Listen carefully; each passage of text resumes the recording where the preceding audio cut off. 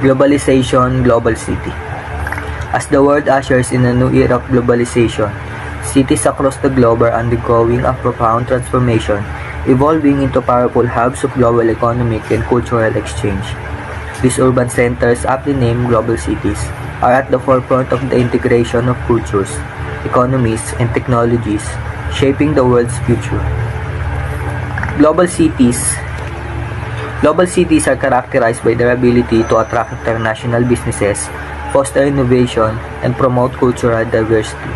Leading the charge is a select group of cities, including New York, London, Tokyo, and Shanghai, which have long been recognized as global economic and cultural powerhouses. However, this trend is not limited to the traditional giants. Cities in emerging economies are also staking their claim as influential global cities. The driving force behind the rise of global cities is the never-expanding network of international trade and communication. Technological advances and improved transportation systems have made it easier for people and businesses to connect across borders.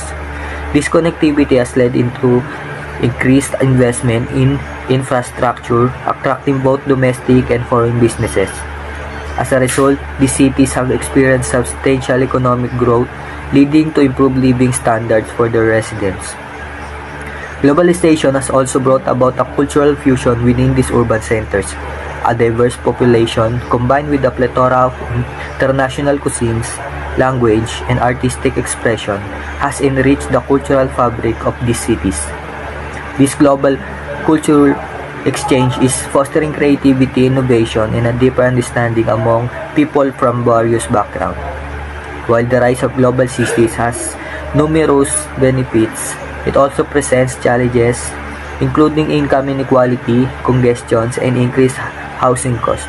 However, city governments are responding by implementing policies to ensure that everyone benefits from the urban transformation.